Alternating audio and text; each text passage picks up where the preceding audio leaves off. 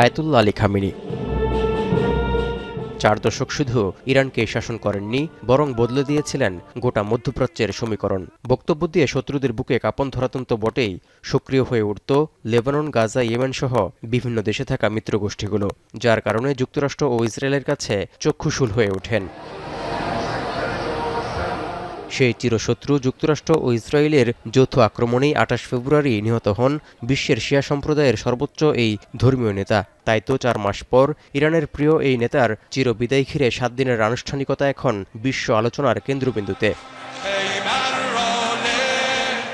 ইরানের সর্বোচ্চ নেতা আয়াতুল্লাহ আলী খামেনির জানাজা ও দাফন প্রক্রিয়া এমন এক সময় চলছে যখন 250তম স্বাধীনতা দিবস উদযাপনের আনুষ্ঠানিকতা চলছে যুক্তরাষ্ট্রে। চরম অর্থনৈতিক সংকট সত্ত্বেও প্রিয় নেতার চিরবিদায় জানাতে খরচের কোনো কমতি রাখছে না তেহরান। এর মধ্য দিয়ে বিশ্বের শক্তিশালী সামরিক শক্তি যুক্তরাষ্ট্র ও ইসরায়েলের বিরুদ্ধে ব্যয়বহুল যুদ্ধের পরও শোককে শক্তিতে পরিণত করে তেহরান তাদের শত্রুদের আরও কড়া বার্তা দিতে চাইছে বলে মনে করছেন অনেকে।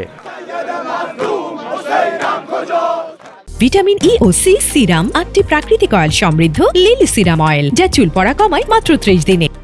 যুক্তরাষ্ট্রের 250তম স্বাধীনতা দিবস ছাড়াও আরবি মহরম মাসে খামেনির জানাজার আয়োজন করায় ধর্মীয়ভাবেও বেশ গুরুত্বপূর্ণ বার্তা রয়েছে বলে মনে করা হচ্ছে। কারণ এই মাসে শহীদ হয়েছিলেন প্রিয় নবী হজরত মুহাম্মদ সাল্লাল্লাহু আলাইহি ওয়াসাল্লামের দৌহিত্র ইমাম হোসাইন, যার কারণে মহরম মাসটি শিয়া সম্প্রদায় ছাড়াও গোটা মুসলিম উম্মার কাছে অনেক আগে থেকেই বিশ্বাসঘাতকতা, শাহাদাত এবং শোককে শক্তিতে রূপান্তর করার গভীর বার্তা বহন করে আসছে। এমনকি ইরান তাদের সর্বোচ্চ নেতার রক্ত বৃথা যেতে দেবে না, এমন হুঁশিয়ারিও দিয়েছেন দেশটির স্পিকার বাঘির কালিবাফ। تعهد در مقابل تعهده یه گام اونا بود بردارن یه گام ما بود بردارن اینطوری نشه که ما تعهد خود رو عمل کنیم اونا عمل نکنن। এমন পরিস্থিতিতে সেন্টার অব ইন্টারন্যাশনাল পলিসির জ্যেষ্ঠ বিশ্লেষক সিনাতুসি মনে করছেন, ইসরায়েল ও যুক্তরাষ্ট্রের হত্যাকাণ্ডে খামেনিকে জীবিত অবস্থার চেয়েও মৃত্যুর পর প্রতীকীভাবে অনেক বেশি শক্তিশালী করে তুলেছে। কারণ ইতোমধ্যেই একজন শহীদ ধর্মীয় নেতা হিসেবে ইরান সহ গোটা শিয়া সম্প্রদায়ের কাছে অমর হয়ে উঠেছেন খামেনি। শুক্রবার বিভিন্ন দেশের প্রতিনিধিদের শ্রদ্ধা নিবেদন শেষে শনিবার সকাল থেকে খামেনিকে শেষ শ্রদ্ধা জানাতে তেহরান রূপ নেয় জনসমুদ্রে। নানা আনুষ্ঠানিকতায় স্মরণ করা হচ্ছে প্রয়াত নেতাকে। 9 তারিখ খামেনির জন্মস্থান মাশাদ শহরে ইমাম রেজার মাজারে দাফনের আগ পর্যন্ত তেহরান, মাশাদ ও কোম শহরে ধারাবাহিকভাবে চলবে চিরবিদায়ের আনুষ্ঠানিকতা।